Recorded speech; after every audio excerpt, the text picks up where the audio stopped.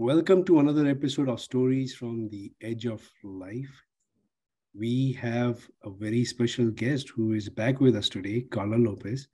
Karla, would you mind introducing yourself to our audience one more time? Hi, my name is Karla Lopez. I'm 45 years old and I'm from Los Angeles, California. Thank you. And I'm Parag Bharadwaj. I'm a hospice and palliative medicine physician in the United States. So I'm going to try to juggle with the technology and put you in focus. Karla, you were very kind in sharing your journey through, your diagnosis of colon cancer and how it turned your life upside down. You have so many layers to your experience, right? That at the end of the conversation, I was like, oh my God, she went through a lot. It wasn't just the disease and the diagnosis and the treatments that you went through. So if you don't mind summarizing, how your perfect world came apart from different angles. And then we would like to focus, especially in this particular episode, on your personal life, your relationship with your spouse. Okay, sounds good. Okay, so back in 2012, I was 34 years old. I was at what I felt was the peak of my life. At that point, my husband at the time and I were planning on conceiving towards the end of 2012. As soon as I had finished my first year of nursing school. But then I got diagnosed with colorectal cancer, and that took a financial toll on my whole life, pretty much financially, relationship wise, financial wise. And so, yeah, it did a whole turn on my world. And so, yeah. Yeah. So physically, things had changed. Oh, physically, things have changed drastically. For one, the treatment took my fertility. Being a mother is something that I always longed to be.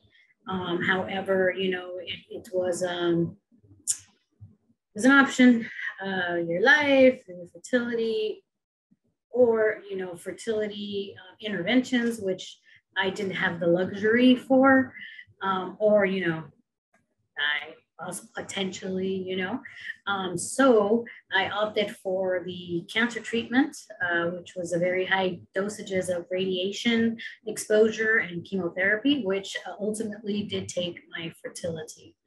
And that took a complete toll on my relationship with my spouse at the time. Right. So, and my understanding is that the reasoning behind your decision, although it was very important for you, and you're planning to be a mom, was the concern of your loved ones that, if I don't proceed with this, I could jeopardize my chances of survival. And that's why I need to go through this so that I can be there to support other family members, especially your mother. Especially my mother, absolutely, yes. At the moment where both my oncologist and radiation oncologist came into my room to give me the information of what was going to happen, I was there by myself. No one was there. So the decision was ultimately up to me, which it should be.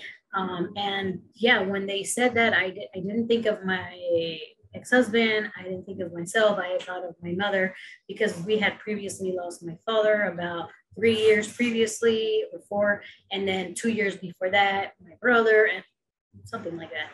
And so I just couldn't leave her alone in this world. Although we do have my younger brother and he's amazing. I just couldn't do that. And so I told the doctors, yeah, let's do it. Let's do it. And so, yes, after the completion of my treatment, I finally got a checkup with the fertility specialist, and they did say, it's been confirmed you are no longer fertile. But those weren't the exact words this doctor used, and I will never forget, because it was a dagger to the heart. And he said, and I quote, it looks like you're shut down, kid. And that was the end of that. I walked out, and I was alone at that time as well. And I walked out of the office by myself. Yeah. Wow. So, so I didn't tell my husband at the time immediately after that, because as an individual, I had to process it. And I had to go through the stages of grieving for myself first in order to be strong enough to actually deliver this news to him. So I recall this day. It was one of my nephew's birthday, and we were at my brother's house, and I was playing with my niece and my nephew, and I guess my spouse at the time noticed how my mom was looking at me interact with my niece and nephew, and he patted her on the back and he said, you know, don't worry, Mama Rosa, we're next. And I heard that, and so my heart, it just shattered. So on the way home, I felt ready, and I told him, I said, you know, well, the treatment that I had cost this, and that, and so I won't be able to give you children. And I didn't like his response. His first response was, well, can I have a child with another woman? And that just completely shattered my heart. And he stepped away, came back, apologized. And I said, you know what? You said what you said. You know, I gave you an out from the beginning, and I'm giving you an out now. If you want to have children, if you want to have family, I can no longer give you that. So you're in all your right. And you can, I'm giving you an out. You can walk away from this right now. And he said, no, you know, we'll work on things. And I mean, we tried, I guess. I mean, I never stopped. I always loved him. I was always in love with him. And I could feel him after that distancing from me, you know, and I was still going under treatment and dealing with surgeries and, you know, so many things. And he just started to change in little ways. And I noticed that he was not happy. And back in 2016, I sought counseling because this was something, you know, that I felt, okay, well, number one, I knew what I needed to do, which was get out of the relationship, right? But I needed counseling, right? And I felt like I couldn't go to my inner circle, obviously, because they were going to be biased, and obviously everyone's Team Karla, you know? So I had to go seek some other assistance. So I went to go see like a cancer survivor counselor. And, you know, I sat down and I told her, look, I think I know what it is that I need to do, but I just want a professional, like, person's opinion. And after I told her, you know, what was going on, she said, well, Karla, it seems like you do know what you need to do. And in simplest terms, you just need to rip the Band-Aid off.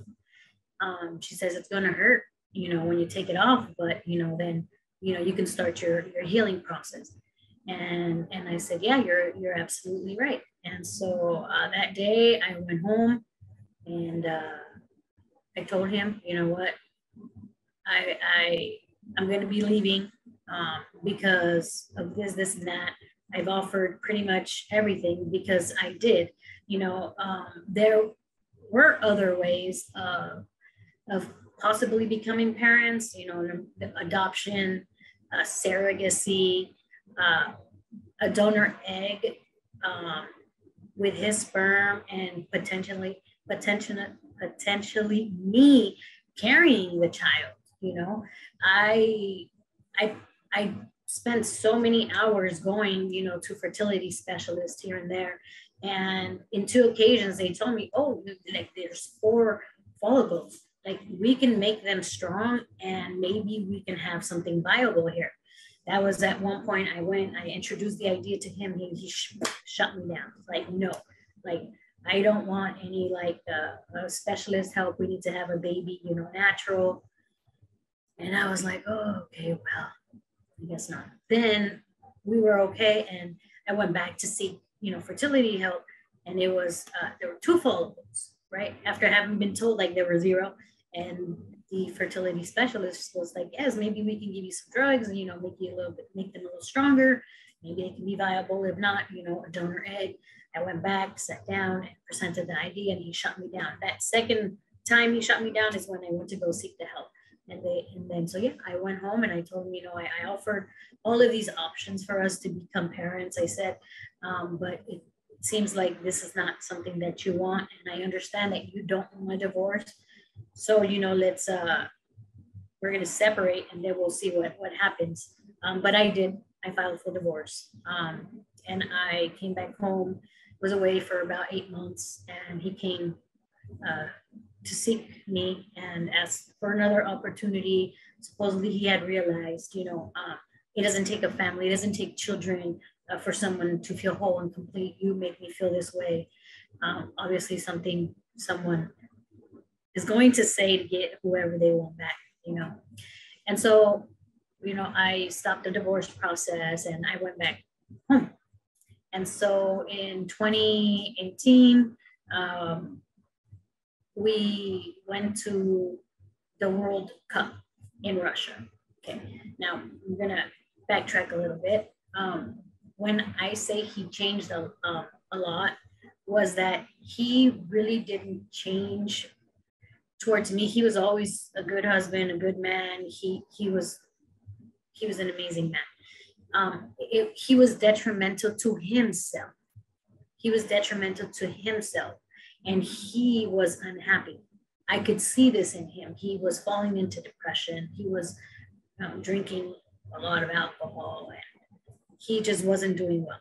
Okay, so now we're back in Russia, and during this time, he was observing one of his holidays, and so he was supposed to be fasting from sunrise to sundown, and no alcohol, no cigarettes, none of this stuff. You know, we went into the stadium. You know, we were so happy and you know, ecstatic. This was our first time both in Russia, you know, and as soon as we hit the gates into the park, forget about it. He saw the first Budweiser stand, and he started just drinking very heavily. To make that very long story, and at the gates, they removed my medications because I was taking medications, and they removed my medications, and they said, at the end of the game, you can come and pick them up here at security. So I was like, okay. We went to the game. Things happened.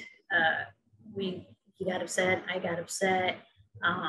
He started walking out of the stadium once the game was over, and he went one way, and I went walking towards the security station to go pick up my medications. It was about 9:30 maybe or 10. I can't recall exactly. I assumed he was walking right behind me, you know, because we're in a country that isn't ours. We do not speak the language, and we only had each other, you know. So I assumed he knew I had to go pick up my medications, and he was right behind me. So I get to the security station. It's closed. No one's there.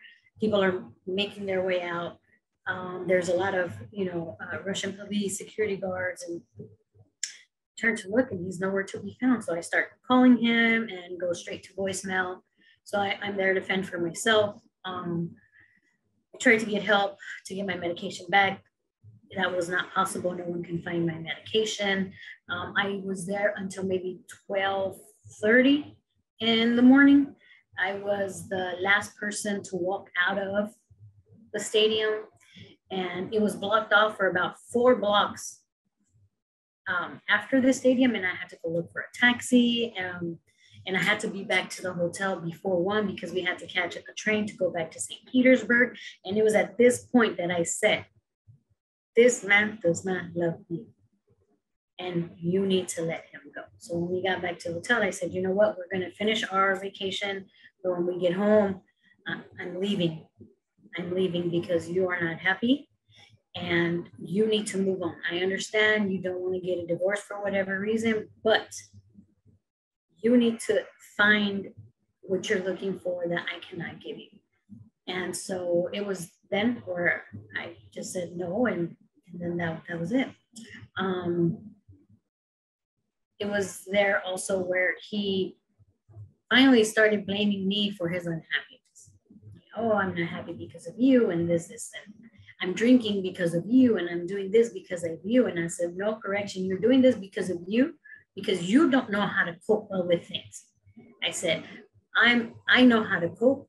I said, and I'm letting you know now when we go back home, I'm leaving, I'm filing for divorce, and there is no going back. You're still young enough. You can go find someone a little bit younger than you so you can, have a happy family, become a father, and have what you always wanted. And I understand you do not want a divorce for whatever reason, but I'm going to take one for the team and I'm going to let you go. So, yeah, when I came home, the next morning, I had another trip planned with the family. Went to San Diego for like a weekend, came back the next day, got a U-Haul, went to my house and got everything that I wanted. And then again, came back home to my parents' house. Yeah. And so it must have been about a year later, maybe about a year later, I get a message from him on WhatsApp. And he's telling me, oh no, we got in contact for one reason or another. And then he shares the news with me that he's going to become a father in March. And so I genuinely feel happy for him. And I told him, you know what, I'm so happy for you. This is what I've always wanted for you, was to be happy and feel complete. And I said, I'm happy to hear that my pain was not in vain, because letting you go, was like one of the hardest things that I've ever had to do, because I was always in love with him, and I told him, when you take your baby to go see your parents, I said, and you see your mother watching your son play or your daughter play, I said, you tell them that you have that child because I gave him to you. I didn't give him to you with my womb, but I gave him to you with my heart. And so you make sure you tell your parents that. And, he thanked me. And then that was the end of that. And so, yeah, his son must be like 3 now. And that's funny because out of the blue, just not too long ago, again on WhatsApp, he sends me a picture of his son. And in his message, he says, oh, we miss you. We still love you. And we cherish all our memories together. And in my head, I'm like, who's we? Like, who is we? And I told him, thank you very much. Is that your son? I'm so happy to see that you both are doing well. And then that was it. And then about 2 weeks ago, I get another picture of his son. And then I asked him, because it's like pouring salt in a wound, even though I am very happy for him and his family, I don't need to continuously see this. And so I told him, I just said, please, no more pictures. And he said, sorry. And I said, well, you don't need to be sorry. I just find that it's a little bit disrespectful for you to send me pictures, you need to respect your wife, because she gave you what I couldn't give you. And I find this a little disrespectful, not a little, like it's disrespectful to your wife. So please honor her, love her, and respect her. And thank you and goodbye. And that was it. And that's my story, Karla. Wow. I'm speechless, for one. And, you just have such a big heart, Karla. It was very evident when we first spoke and when we interviewed you, and you shared some of other aspects of what you went through. Now, of course, it was such an act of kindness, the gift you gave him, and which is out of love for him and respect for him. And his family. And his family. Very, very nice of you. The one thing that really strikes me is you are not at all bitter about it. Why should I? No. No. I mean, it's not his fault. I don't think, I mean, I don't, maybe he never really loved me, right? Because if you love, you know, it's through thick and thin and through sickness and in health and whatnot. But if he felt incomplete and he needed that to feel complete, who was I to hold him with me, right? I didn't want him to be miserable. Such an unselfish act on your behalf. And, you know, I've worked in the area where you work, and, you know, life can be very superficial at times. And, you know, people get bitter about very little things. And here you are, you know, you devoted yourself to one individual, and it didn't work out for whatever reason, which we know. But just no bitterness. I mean, you seem to be so content and peaceful. And one of the things that I do want to share with the audience, if it's okay with you, is you do say, yes, it is painful. And it was painful, and it is painful for you to, you know, feel this way, and for what you did, in the sense that, you know, of course, this is something you would have not wanted to be the outcome of your relationship. So it's not like you just completely cut off and isolated yourself. It's still, you know, is something that you're coming to terms with. And I just want to tell you how thankful we are for you to share this with us, because I mean, I don't come across people like you every day. Let me just put it that way, who are that kind and generous. I find that very hard to believe, but thank you so much. Yeah, maybe I need to hang around with different people. But it is true. But it is true. You know, I mean, I do pride myself in surrounding myself with very special people, but I think your story is just something else, you know. And yes, I have come across people like you, but you know, each one of us has a different flavor, right? And so you know, what would you advise other people who have a sense of bitterness from their experiences with others, you know, maybe feeling like a victim, or you know, maybe life did not treat them well, or other people did not treat them well? I mean, clearly you were in that situation, right? But you're living your life to the fullest extent. Yes, well, I try, yes. My advice would be, let's see, you know, feel what you have to feel, but don't carry it with you for the rest of your life. At some point, we all have to learn how to let it go. And the only way to do that is to learn how to cope with things, and how to cope with grieving and letting things go. There people cope in different ways, you know, and if you need some professional counseling like I saw, you know, that sometimes can also be helpful. But try not to think so much on the past, because the past is gone. What's ahead of us is the future.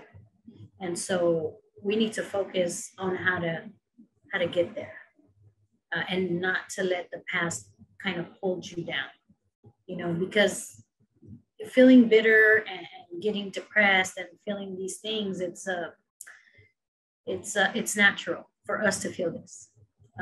But just don't let it take a hold of you and pull you down and keep you from being the person that you are, and or who you want to be. Yeah. Words of very, very powerful words of wisdom. I'm sure people will find it very inspiring, just like I have. Thanks for sharing your thoughts with us. Karla, I hope we'll have you again in the future because we have so much to learn from you. Because I think there's so many different aspects to what you went through, and I think each one has a powerful lesson for all of us. So thanks for being who you are, and thanks for sharing your story. All right. Thank you, Parag. Talk to you soon. All right. Thank you. Have a great day.